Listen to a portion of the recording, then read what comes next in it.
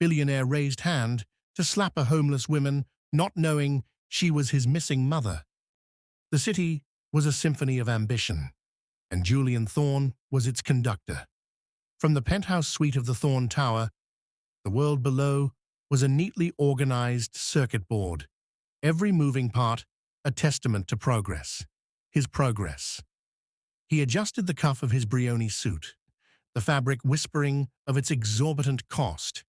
In 15 minutes, he would finalize the merger that would cement his empire, a deal worth more than the GDP of some small nations. A flick of his finger against the polished glass, and the skyline was his. His phone buzzed, a discreet hum from the mahogany desk. His assistant, Eleanor, her voice usually a model of calm efficiency, was strained.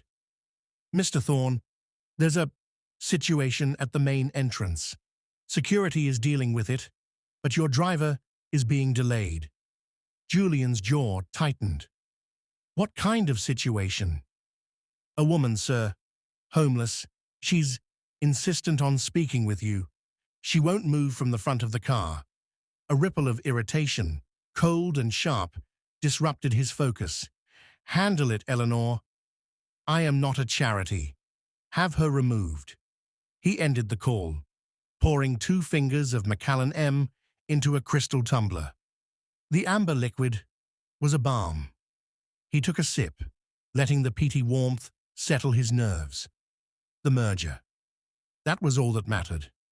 The past, with its shadows and ghosts, had been compartmentalized, locked away in a vault he never opened.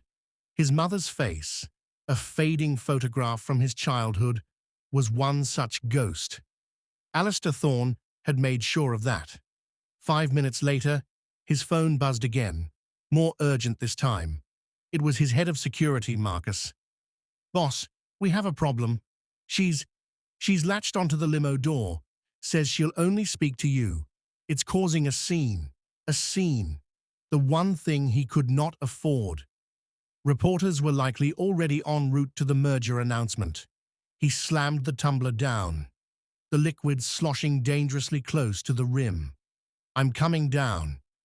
The descent in the private elevator was a jarring transition from silent opulence to chaotic reality. The lobby, a cavern of marble and modern art, was abuzz with muted whispers. Through the revolving glass doors, he saw his black Maybach, a symbol of his success, and the ragged blot of humanity clinging to it.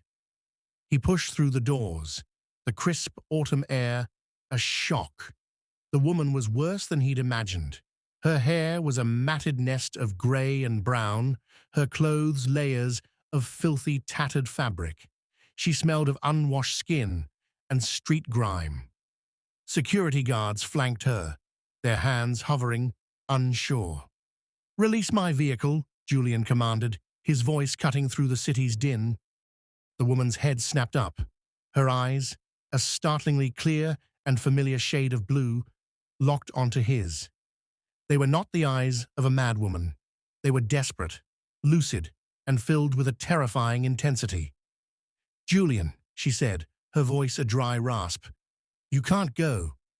Not today. His blood ran cold. How did she know his name? This was more than a random beggar. This was targeted. Blackmail, perhaps. His expression hardened into a mask of frost. "I don't know who you are, or what you want, but you have 5 seconds to get away from my car before I have you arrested." "Listen to me," she pleaded, her grip tightening on the door handle. "The overpass on the I-87, it's not safe. There will be an accident, a bad one. Your mother—" That word from her mouth was a spark on gasoline. "Do not speak of my mother," he snarled, stepping closer.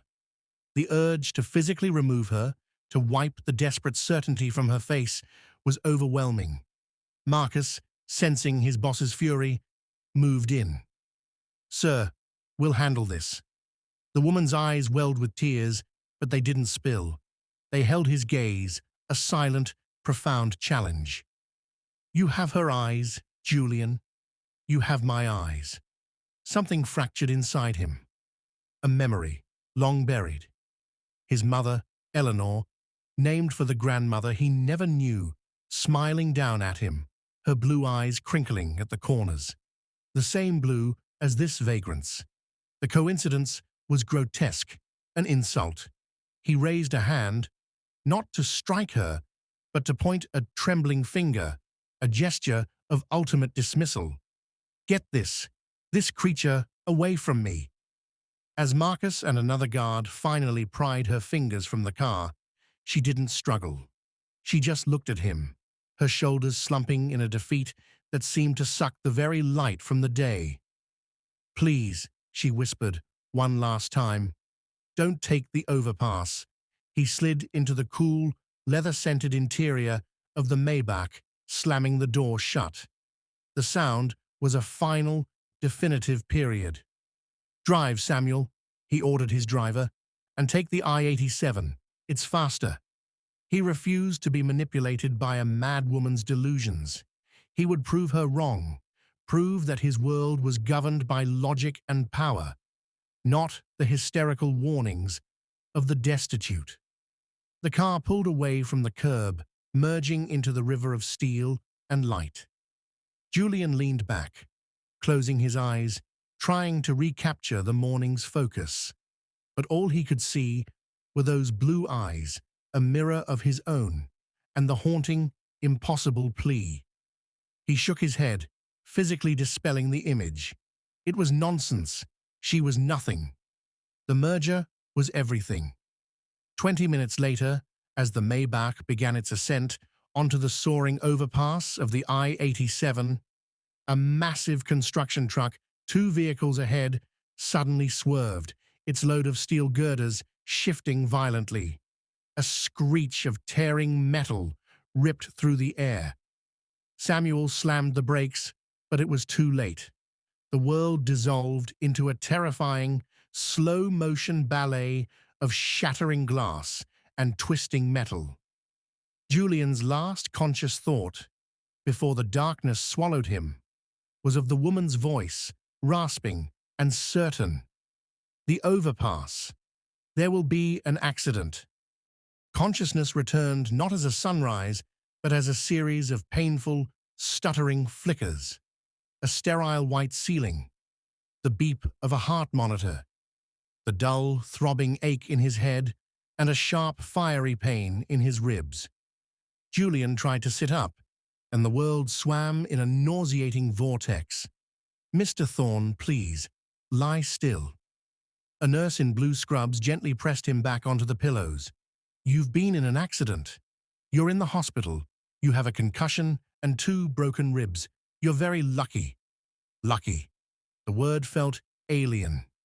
He remembered the screech of tires, the grotesque sculpture of crumpled metal, the overpass, the woman, her warning.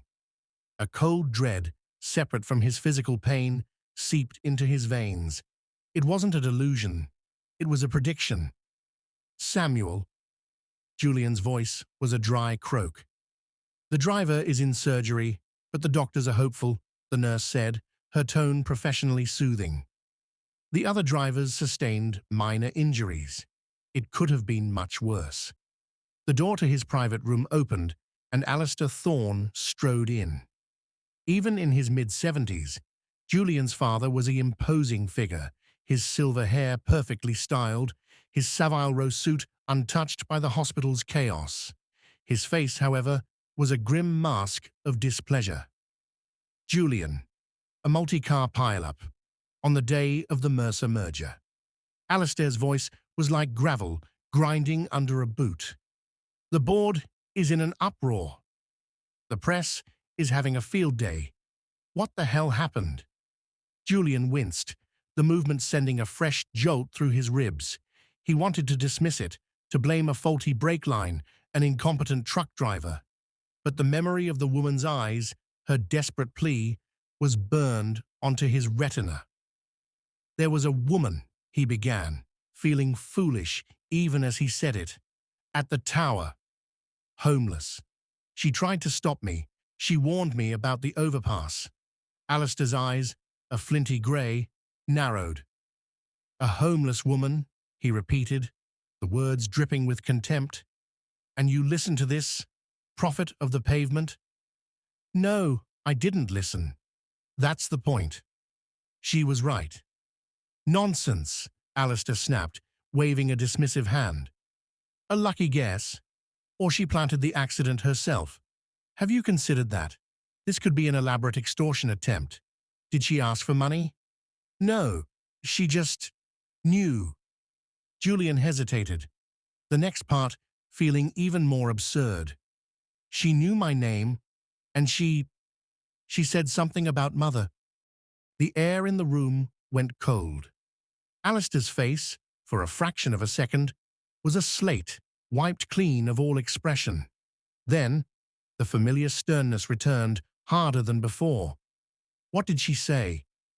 "She said, 'Your mother,' and then, 'You have my eyes.'" Julian watched his father closely. It was strange, father. Her eyes, they were blue, like mine, like mother's. Alistair Thorne turned away, walking to the window to look out over the city he had once ruled. His back was rigid. "Your mother, Eleanor, was a fragile, troubled woman, Julian. She walked out on us. She chose to leave that life behind, the life we built. The ravings of a mentally ill street person mean nothing. They are an insult to your mother's memory." It was the story Julian had been told his entire life. The beautiful, unstable Eleanor Thorne, who one night, when he was 8 years old, simply vanished. No note, no goodbye. His father had mourned, then hardened, pouring all his energy into his business and into shaping Julian in his own image. Ruthless, pragmatic, untouchable. The past was a closed book. But what if she didn't? Julian heard himself ask, the question hanging in the sterile air. What if she didn't choose to leave? Alistair spun around, his composure cracking. "What are you implying? That I lied? After everything I've done to protect you, to build this empire for you? That woman on the street is sick. She saw a wealthy man on the news and concocted a fantasy. Do not dishonor your mother's name by entertaining it." He leaned in, his voice low and dangerous. "I will have my security team look into her. If this is a scam, we will crush it. You focus on healing. The merger is hanging by a thread. That is your priority." With that, he turned and left, the door clicking shut with an air of finality. Julian was alone with the beeping monitor and the churning in his gut. His father's reaction had been too sharp, too defensive. The mere mention of his mother's eyes had triggered something primal in the old man. He reached for his phone, wincing at the pain in his side. It was cracked, but functional.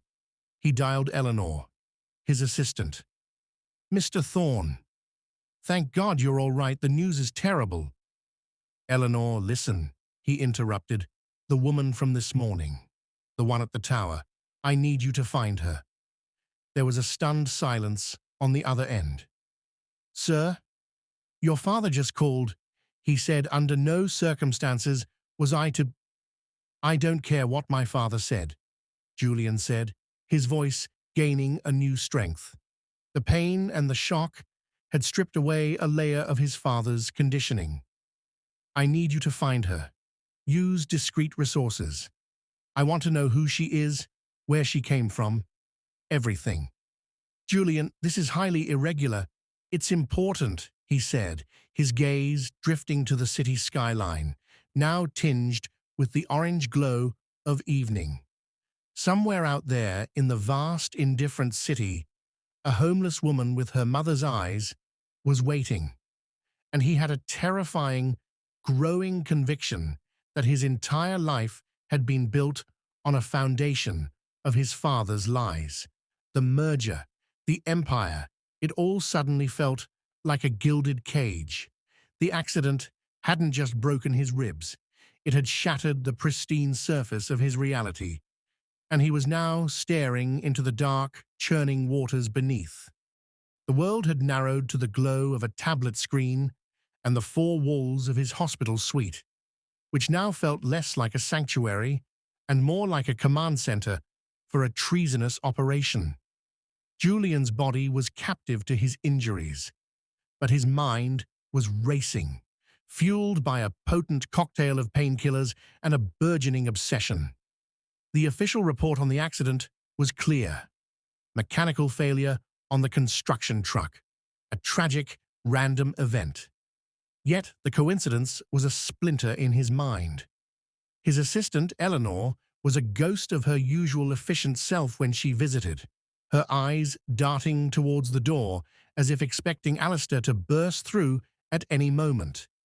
She handed him a plain manila folder, her fingers trembling slightly. "I used a private investigator," she whispered. "Off the books. His name is David Chen.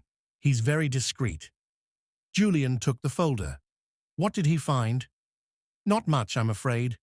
She's a ghost. No ID, no social security number on record. She appeared in the city about 18 months ago. She calls herself Leah. She frequents a shelter over on 9th Avenue, St. Martha's, and a few specific spots: a bench in Central Park near the Carousel, the public library reading room on 42nd Street. She doesn't beg. She just exists. Julian opened the folder. Inside were a few grainy, long-lens photographs. The woman, Leah, sitting on a park bench. Her posture erect despite her ragged clothes, reading a tattered book. Another of her accepting a cup of soup from a shelter volunteer, her head bowed in a gesture of grace that seemed utterly at odds with her circumstances. Her face was weathered, lined with hardship, but in the high-resolution close-up, the clarity of her blue eyes was undeniable. They were his eyes, the same shape, the same unusual shade of sapphire blue that his father had always said was his mother's greatest beauty.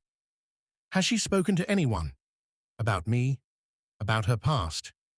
According to the shelter director, she's quiet, polite. She never speaks about herself. But Eleanor hesitated. The director did say one strange thing. She said Leah once corrected a volunteer on the proper way to brew Earl Grey tea, said the lemon should always be offered on the side, never added directly to the cup. It was very specific. A cold shiver traced Julian's spine. His mother had been fastidious about her Earl Grey. It was one of the few vivid memories he had of her. Sitting in the morning sun of their old house, the delicate china cup in her hand, insisting the lemon must always be on the side. A trivial, almost ridiculous detail, known only to family and the most dedicated of staff. "Thank you, Eleanor," he said, his voice hoarse. "That will be all." After she left, Julian stared at the photographs until his vision blurred. Leah, short for Eleanor, it couldn't be. It was a cosmic joke, a cruel trick of fate. His mother, the society heiress, reduced to this shell of a person. The woman in these pictures carried a profound sadness, a dignity in her ruin that was more terrifying than outright madness. His phone buzzed. Marcus, his head of security. "Boss, your father has doubled your security detail. He's concerned about your safety after the accident. He's concerned about me digging," Julian thought bitterly. "Understood, Marcus. Thank you." He knew he was being monitored. His father's influence was a vast, invisible net. To find the truth, he would have to step outside of it. He needed to see her for himself, to talk to her without his father's filters, without the buffer of wealth and security. He needed to look into those eyes and ask the question that was now burning a hole in his soul. The next day, against medical advice, he discharged himself. The doctors protested, but the force of Julian Thorne's will was a powerful thing. He moved not to his penthouse, but to a secure, unlisted apartment he kept as a contingency, a bolt hole his father knew nothing about. From there, he orchestrated his plan.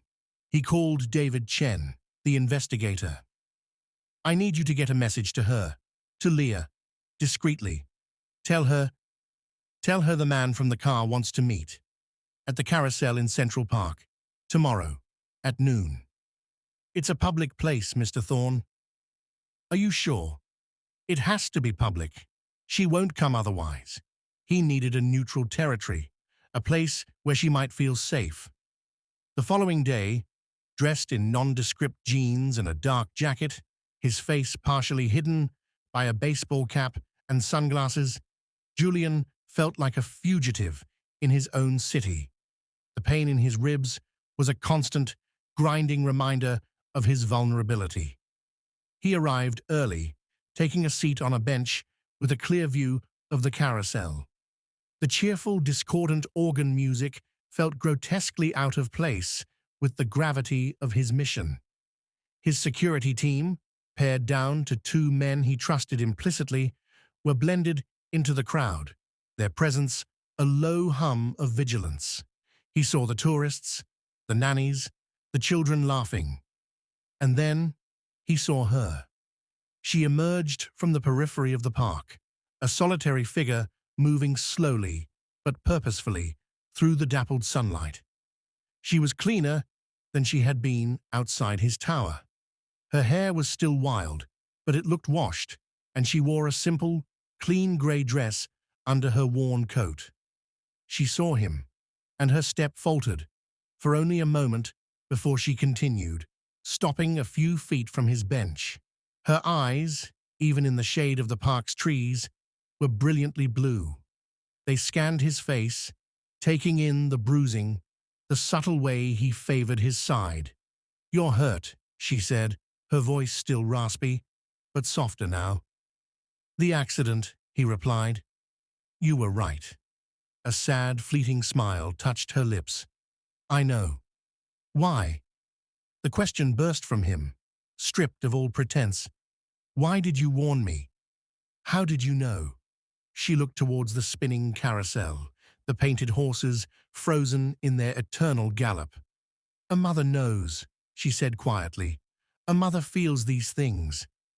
The word hung between them, immense and terrifying. Julian's heart hammered against his bruised ribs. "You can't be her." Eleanor Thorne vanished 25 years ago. She turned her gaze back to him, and the sadness in them was a bottomless well. "I didn't vanish, Julian. I was taken. And the man who took me, the man who erased me, was your father." The cheerful organ music from the carousel swelled into a grotesque soundtrack for the unraveling of Julian's universe. The park, the city, the very air seemed to warp and recede, leaving only this woman and her devastating statement. "Taken, erased, by your father." "No," Julian breathed, the word a weak defense against the tidal wave of implication. "That's impossible. He mourned you. He told me you were unstable, that you left us." Leah's, Eleanor's, face contorted with a pain that had nothing to do with physical hardship. "Unstable," she echoed, the word tasting like ash. "Is that what he calls it, when a woman refuses to be broken? When she objects to his methods?" "Methods? What methods?" "His business," she said, her voice dropping, though the noise of the park shielded them. "It was never just business, Julian. Even back then, the aggressive takeovers, the factories with safety violations, the people ruined. I saw the documents, I heard the calls, I threatened to go public, to take you and leave." Julian felt the solid ground of his history cracking beneath his feet. Alistair Thorne was ruthless, yes, a hard-nosed capitalist, but a criminal, a man who would make his own wife disappear. He would never... "He did," she stated, her lucidity absolute and terrifying. "It was a Tuesday. You were at school. He said we were going for a drive to talk. He drove me to a private airfield. There were two men. They injected me with something. When I woke up, I was in a psychiatric facility in Switzerland. My name wasn't Eleanor Thorne. I was Jane Doe, a severe amnesiac with violent tendencies. Julian stared, his mind refusing to process the horror. It was a plot from a thriller, not the story of his family. For years, she continued, her gaze distant, locked on a past he couldn't see. They kept me there. Drugs, isolation, therapy, designed to make me doubt my own mind. They told me my memories of a husband and a son were a fantasy, a trauma response. And after a while, you start to believe it. The edges of who you are begin to blur. "How did you escape?" he whispered, his throat tight. "I didn't. Not for a long time." A single tear finally escaped, tracing a clean path through the grime on her cheek. "Alistair is thorough. He had me declared legally dead after 7 years. When the facility was finally satisfied, I was cured, a blank slate. They released me into a halfway house. I had no money, no passport, no identity. It took me another decade to find my way back here, to find you." She took a hesitant step closer. "I've been watching you from a distance for months. I read about you in the financial papers at the library. My brilliant boy. You built everything he ever wanted." Her voice broke. "But you have my eyes, Julian. And I see his ruthlessness in them too. I heard about the Mercer merger. I knew he would push for the I-87, and I had a feeling, a premonition so strong I couldn't ignore it. I had to try. The pieces were falling into a picture so monstrous he wanted to vomit. Her knowledge of trivial, intimate details, her recognition of him, the specific chilling prediction. It was all adding up to a truth he could no longer deny. This ragged, broken woman was Eleanor Thorne, his mother. He saw a lifetime of moments through a new, horrifying lens. His father's constant dismissal of his mother's memory, his insistence on Julian's emotional detachment, the way he'd built an empire on the graves of competitors, both corporate and personal. He thought of the accident, the random mechanical failure. Had his father's reach extended even there? Was it another attempt to silence her, to remove the one person who could expose him? A figure moved at the edge of his vision. One of his security men, Marcus, was approaching, his expression concerned. Julian realized he had been sitting in stunned silence for minutes. He held up a hand, a signal for Marcus to stay back. He looked at the woman, his mother, standing before him. The anger he had felt outside his tower was gone, replaced by a grief so profound it was physical. Grief for the childhood stolen from him, for the life stolen from her. I don't know what to say," he managed, his voice thick. "You don't have to say anything," she said softly. "Just believe me." And he did. In that moment, with the sun filtering through the autumn leaves and the ghost of his childhood spinning on the carousel, he finally, completely believed her. The foundation of his life was not just cracked, it had been utterly pulverized. The man he had called father was a monster, and the woman he had been ready to dismiss as garbage was the only real family he had left. "I believe you," he said, the words feeling inadequate but essential. The relief that washed over her face was so pure it was heartbreaking. It was the look of someone who had been waiting a quarter of a century to be seen. "We need to go," Julian said, his mind shifting into a new, dangerous gear. Survival. "This isn't safe. My father, he has people everywhere." He stood up, wincing, and offered her his arm. It was a gesture of recognition, of acceptance. She looked at his offered arm, then up at his face, her blue eyes, his eyes filled with a hope so fragile it could shatter with a breath. She linked her arm through his, her touch light and trembling. As they walked away from the carousel, the billionaire and the homeless woman, Julian knew the real battle was just beginning. He had found his mother, and in doing so, he had declared war on his father. The unlisted apartment was a sterile, modern space, all sharp angles and cold surfaces, a world away from the opulent warmth of the Thorne penthouse. Julian watched his mother, step inside, her eyes wide, taking in the minimalist luxury as if it were a museum exhibit from a life she once knew. She moved to the large window, her fingers hovering just above the glass, not quite touching it. "It's like a cage," she whispered, her back to him.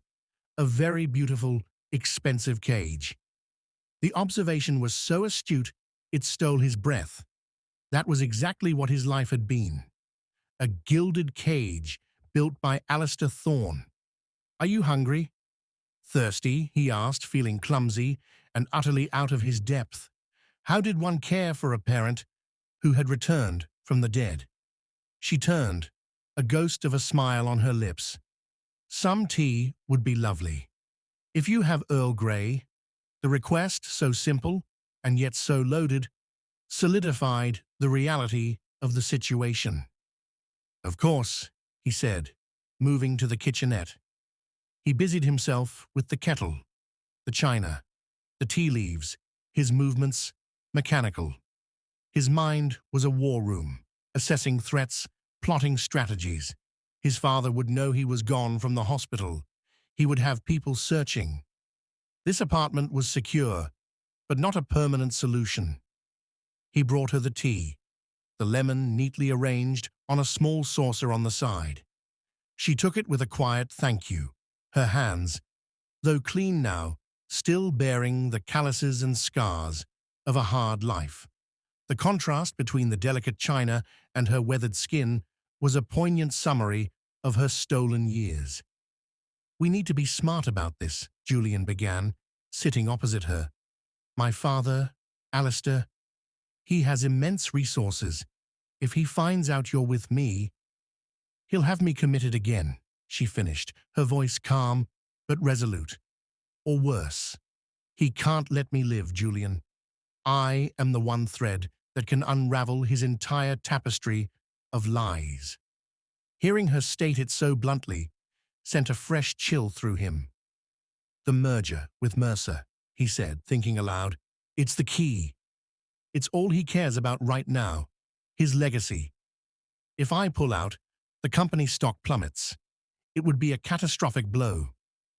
"Can you do that?" she asked, her eyes searching his. "I'm the CEO, but the board is loyal to him. It would be a civil war." He ran a hand through his hair, the weight of the decision crushing. "There's more. The accident, the truck that caused it, was it really random, or was it another one of his methods?" Eleanor paled. "You think he tried to kill you. I think he was willing to let it happen to silence you. Or perhaps he saw my curiosity as a betrayal. The thought was a poison. We need proof, Mother. Proof of what he did to you. Proof of his business dealings. Without it, it's your word against his, and the world will always believe Alistair Thorne over a homeless woman." The term homeless woman hung in the air, a stark reminder of her vulnerability. "I have nothing," she said, spreading her hands. "No documents. The facility in Switzerland, it was called Claremont Sanatorium. I remember the name was etched on a brass plaque. Dr. Anton Zweig was the director, but that was over 20 years ago. I'm sure all records of me are long gone." "Nothing is ever truly gone," Julian said, a plan beginning to form. "And my father is a hoarder. He keeps everything. Trophies. He has a private archive, a secured vault in the sub-basement of the Thorne Tower. I've never been inside.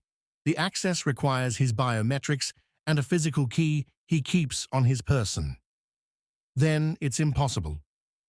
Nothing is impossible, Julian countered, a flicker of his old ruthless determination returning, but now aimed at a new target.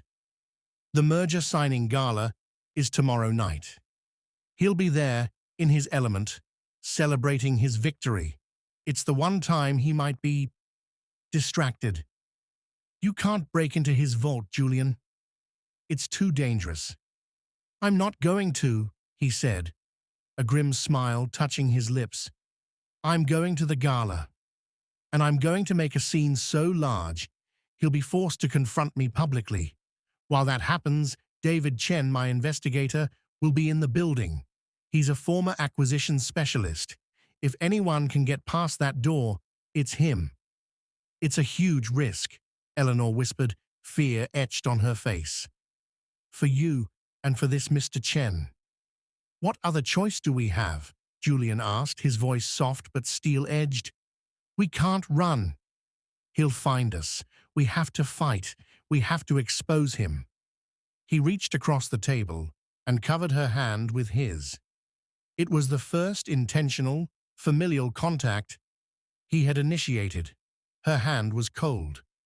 I lost you once. I won't lose you again to that man.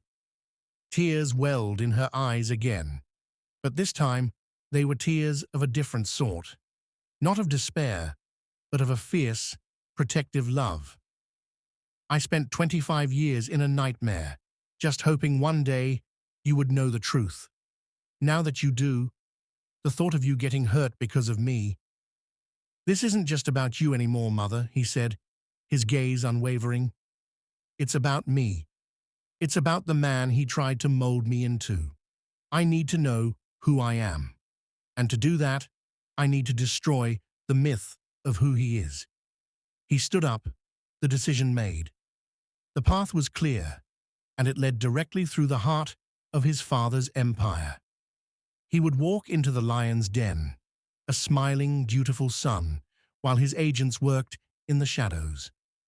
The Thorne and Mercer Gala was no longer a celebration. It was a battlefield, and Julian was ready for war. The Thorne and Mercer Gala was the social event of the season, a dazzling spectacle of wealth and power held in the grand ballroom of the very tower that was its namesake. Crystal chandeliers cast 1,000,000 fractured points of light over the assembled elite. Women in couture gowns glittered, and men in black tie murmured about market trends and mergers. It was Alistair Thorne's perfect world, rendered in silk, champagne, and avarice. Julian stood near the podium, a glass of mineral water in his hand, playing his part flawlessly. He had exchanged his hospital pallor for a carefully constructed mask of health and authority. The tuxedo was armor, hiding the bandages constricting his ribs, the pain a constant grounding hum. He smiled. He shook hands. He accepted congratulations on the successful merger, all while his nerves were stretched as tight as piano wire. Across the room, Alistair held court, a king surrounded by his courtiers. He looked triumphant, his arm linked with that of Charles Mercer, the two patriarchs sealing their dynastic alliance. But Julian saw the subtle tension in his father's shoulders, the way his eyes periodically scanned the crowd, looking for his son, looking for a crack in the facade.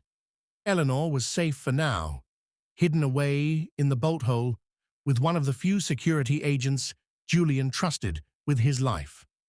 David Chen was already in the building, posing as a tech contractor there to service the AV systems for the post-dinner speeches. His mission was clear: infiltrate the sub-basement and access the vault during Alistair's keynote address, when all attention would be focused on the ballroom. It was a high-stakes gamble. If David was caught, Alistair would know everything. The confrontation would be immediate and brutal. "Julian, my boy," Alistair's voice boomed as he approached, Charles Mercer in tow. You look well. The doctors performed miracles, I see.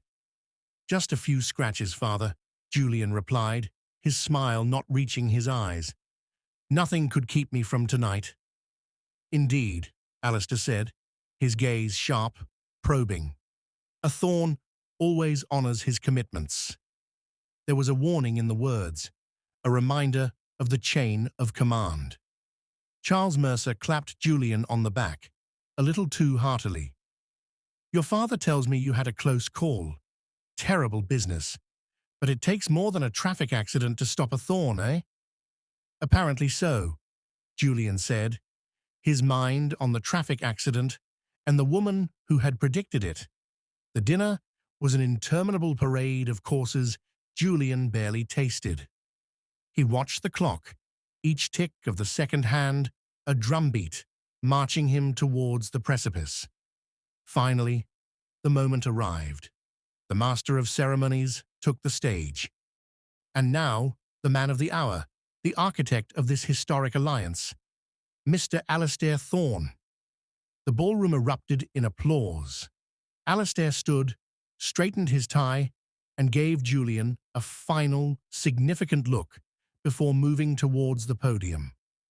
This was it, the distraction.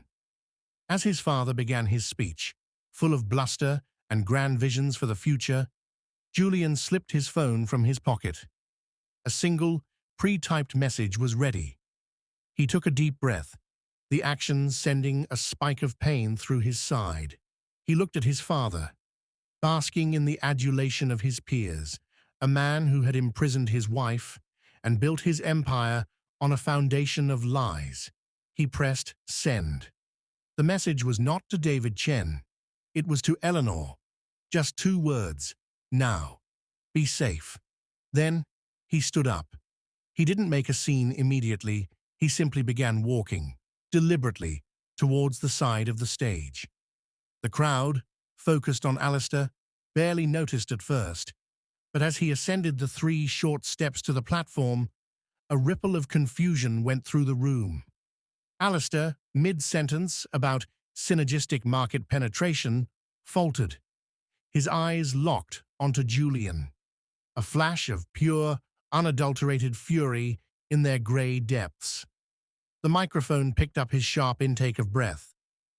Julian, he said, his voice dangerously calm, is there something you'd like to add? Julian reached the podium. He didn't look at his father. He looked out at the sea of confused, curious faces. He took the microphone from its stand. Ladies and gentlemen, Julian began, his voice amplified, echoing through the suddenly silent ballroom.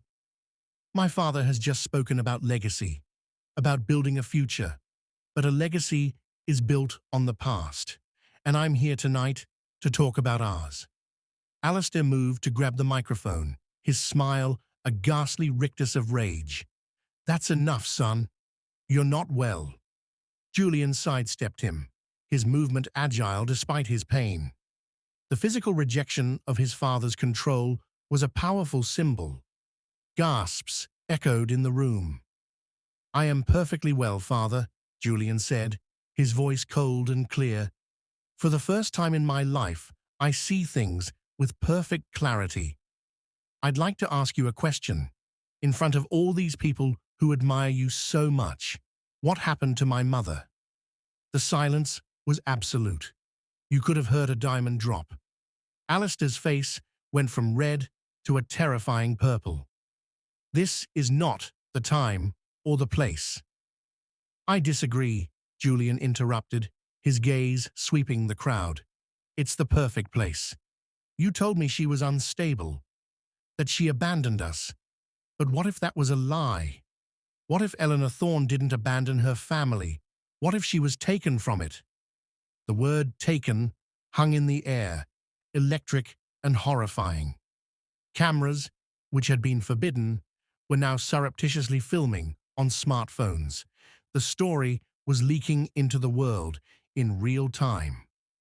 You are spouting the delusions of a sick woman, Alistair roared, losing his composure entirely. That vagrant who accosted you. She has poisoned your mind. Her name is Leah, Julian said, his voice dropping, becoming more intimate, more devastating.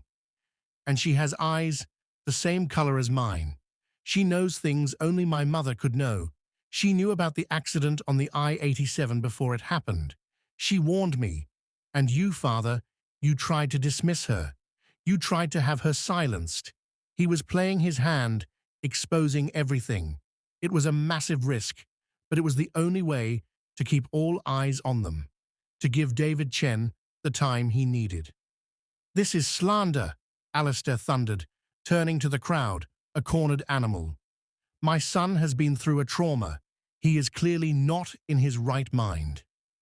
Julian leaned into the microphone, his final words, a quiet, deadly promise. We will see who is in their right mind. The truth has a way of coming out, father, and I will tear down every last stone of this empire to find it.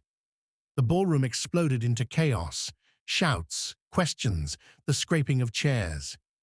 Alistair stood frozen at the podium, his legacy crumbling around him in a single, spectacular public implosion. Julian had lit the fuse. Now, all he could do was pray that David Chen, deep in the bowels of the building, was finding the bomb. The chaos in the ballroom was a roaring tempest, but in the soundproof silence of the sub-basement vault, the only noise was the soft, precise click of tools. David Chen worked with the focused calm of a surgeon, the bank of monitors on his portable device displaying the feed from the tiny camera he'd slid under the vault door. The lock was a masterpiece of German engineering, but every masterpiece has a flaw.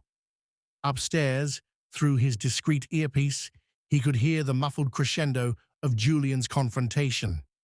The shouting, the gasps, the ringing silence after Julian's accusations. It was his soundtrack, his countdown. He knew the moment Alistair Thorne extricated himself from that mess, security would be swarming this building. Almost there, David, he murmured to himself, his fingers manipulating the lock-picking tools with an artist's touch. Julian's public meltdown was the perfect storm, pulling all of Alistair's resources, both human and attentional, to the surface, leaving the depths unguarded. With a final, satisfying thunk, the magnetic bolts disengaged. He took a breath, pulled on the reinforced handle, and the massive 2-foot-thick door swung open without a sound. The air inside was cool and still, smelling of old paper and polished metal. The vault was not large, but every inch was utilized. Shelves lined one wall, filled with labeled boxes. A fireproof cabinet stood against another. But it was the antique partner's desk in the center that drew David's eye. On it sat a single modern laptop, its status light glowing a soft green. The digital heart of the empire, David thought. He didn't bother with the paper files. They were the past. The laptop was the present, and the key to the future. He plugged a specialized external drive into a USB port. The program on the drive, designed by a hacker Julian paid a fortune to, began to bypass the encryption, copying the entire hard drive in a raw data stream. While it worked, his eyes scanned the shelves. One box, older than the others, was labeled in faded ink, E.T. Personal. His pulse quickened. Eleanor Thorne. He pulled it down, lifting the lid. Inside were photographs. A young, vibrant Eleanor, her blue eyes laughing, holding a baby Julian. Birthday cards, written in a flowing, elegant script. A pressed flower. The mundane artifacts of a life violently interrupted. Beneath them, he found a manila folder. He opened it, his breath caught. It was a psychiatric evaluation from the Claremont Sanatorium, dated a month after Eleanor's disappearance. The diagnosis was a web of fabricated conditions, paranoid delusions, hysterical amnesia, potential for violent outbursts. The admitting physician's signature was Dr. Anton Zweig. Paper-clipped to it was a wire transfer receipt from a Thorne corporate account to the Claremont Sanatorium for an extended residential care package, a sum that would have funded a small hospital. This was it, the proof of the conspiracy. The data transfer on the laptop completed with a soft chime. David unplugged the drive, tucked it and the ET folder securely into his inner jacket pocket, and closed the vault door behind him, re-engaging the lock. He was a ghost again. He was in the service elevator, heading for the parking garage, when his phone vibrated. A text from Julian's trusted security agent, the one guarding Eleanor. The message was terse, panic vibrating through the digital text. Safe house, compromised. Alistair's men, in transit, new location. The plan was unraveling. Alistair had moved faster than anyone anticipated. He hadn't just gone for Julian, he had gone for the source. David swore, jamming his finger against the elevator's lobby button. He had to find Julian. The gala was in shambles when he emerged onto the main floor. Guests were streaming out, faces shocked, reporters shouting questions, held back by a beleaguered security team. He spotted Julian near a side exit, being physically confronted by a livid Alistair Marcus and two other large security men flanking him. "You have destroyed everything," Alistair was snarling, spittle flying from his lips. All pretense of the statesman was gone. This was the raw, ruthless predator beneath. "Where is she? Where is that lying witch?" Julian stood his ground, his face a mask of cold contempt. "You don't get to ask about her ever again." Alistair's eyes, wild with fury, landed on David. He recognized him, or at least recognized that he didn't belong. "Him! Grab him!" he barked at his security. Marcus moved, but Julian was faster. He stepped between David and the guards. "He's with me." He looked at Marcus, his gaze direct. "Marcus, you've worked for me for 10 years. Who do you trust? The man who just had his wife kidnapped and institutionalized, or me?" Marcus hesitated, his hand hovering near his weapon. The other guards looked uncertain. The public nature of the accusations had sown doubt. It was the opening they needed. "We have to go." "Now," David hissed at Julian, showing him the phone. "They have your mother." Julian's composure cracked for a second, a flash of pure terror in his eyes. He gave his father one last searing look. "If you harm a single hair on her head, I will burn your entire world to the ground." Then he turned, and with David, plunged into the chaotic crowd, leaving a apoplectic Alistair Thorne and his crumbling empire behind. They had the proof, but the war was far from over. The most valuable piece on the board had just been captured. The car was a nondescript sedan, slicing through the rain-slicked streets, putting distance between them and the Thorne Tower. Inside, the air was thick with tension and the smell of wet asphalt. Julian sat in the passenger seat, his body trembling with a volatile mix of adrenaline, pain, and sheer, undiluted fear. "Did you get it?" he asked, his voice rough. David kept his eyes on the road, navigating with calm precision. He handed the external drive and the manila folder to Julian. "The digital keys to the kingdom. And that's the proof of what he did to her." Julian opened the folder. In the dim glow of the passing streetlights, he saw the damning psychiatric report, the transfer of funds that had purchased his mother's imprisonment, the cold clinical language used to dismantle a human being. It was more horrifying than he had imagined. He closed the folder, his hands clenching into fists. Where are they taking her? The agent didn't know. He managed to get her out of the safe house just as Alistair's team arrived. They're in another vehicle, moving. He's following a preset protocol, heading to a secondary location.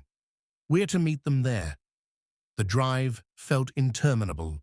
Every stoplight was an eternity. Every set of headlights in the rearview mirror a potential threat. Julian's mind raced, imagining a dozen different terrible outcomes. His father, cornered and desperate, was capable of anything. Finally, they pulled into the deserted parking lot of a closed-down industrial plant on the city's outskirts. The rain had eased to a fine mist, shrouding the rusting machinery in gloom. A single set of headlights flashed twice from the far corner. They parked and got out. Another car, a dark SUV, sat idling. The door opened, and the security agent, a man named Evans, stepped out, his face grim. "Mr. Thorne, where is she?" Julian demanded, striding forward. Then he saw her. Eleanor was getting out of the other side of the SUV. She was pale, her coat pulled tightly around her, but she was unharmed. The relief that flooded Julian was so powerful it nearly buckled his knees. "Julian!" she cried out, rushing towards him. In that same moment, headlights blazed to life, piercing the mist. Two black SUVs screeched into the parking lot, blocking the exit. Doors flew open, and men, Alistair's private security, led by a grim-faced Marcus, poured out, armed and advancing. It was a trap. The secondary location had been compromised. Evans drew his weapon. "Get back in the car!" he yelled. But it was too late. They were surrounded. Julian pushed his mother behind him, shielding her with his body, facing the circle of men. He saw Marcus, his expression conflicted, but his posture resolute. "This is over, Julian," Marcus said. "Your father wants this handled quietly. Come with us. No one needs to get hurt." "The woman comes with me," a new voice cut through the night. Alistair Thorne emerged from the lead SUV, an umbrella held aloft by an aide. He looked old, suddenly, the events of the night having carved new lines into his face, but his eyes were still chips of flint. "She belongs in a hospital where she can get the help she needs." "She doesn't need help. She needs justice," Julian shouted, the rain plastering his hair to his forehead. "I have the proof, father. The transfer to Claremont, Zweig's diagnosis, it's all here." Alistair's gaze flickered to the folder in Julian's hand.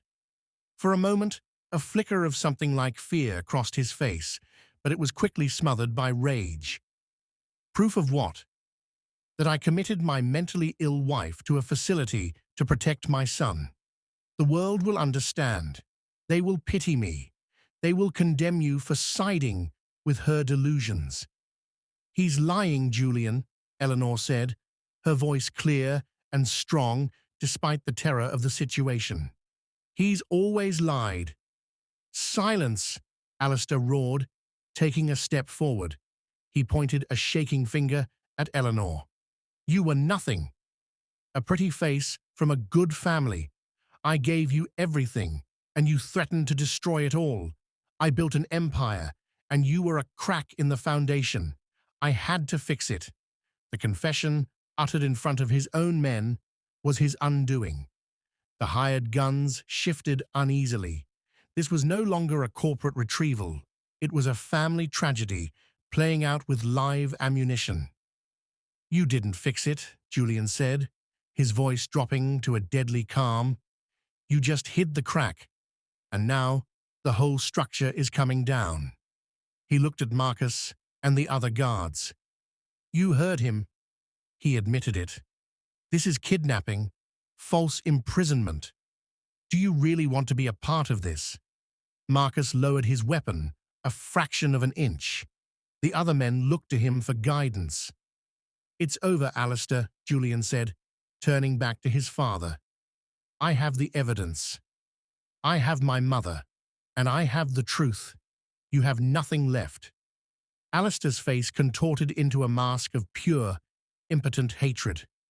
He took another step, his hand rising, not to point, but as if to strike, to physically impose the will that had always until now been absolute. It was then that Eleanor stepped out from behind Julian. She did not cower.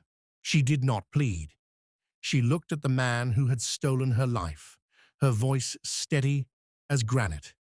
"Don't you dare touch my son." The words, simple and fierce, hung in the wet air.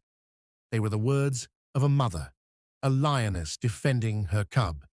They held a power that all of Alistair's wealth and threats could not match. He faltered. His raised hand trembled and then fell to his side. The fight went out of him, leaving a hollow, broken old man standing in the rain. He looked from Eleanor's defiant face to Julian's resolute one, to his own men who were now holstering their weapons, their allegiance visibly shifting. He had lost. Sirens wailed in the distance, growing closer. David Chen, ever prepared, had made a call on the drive over.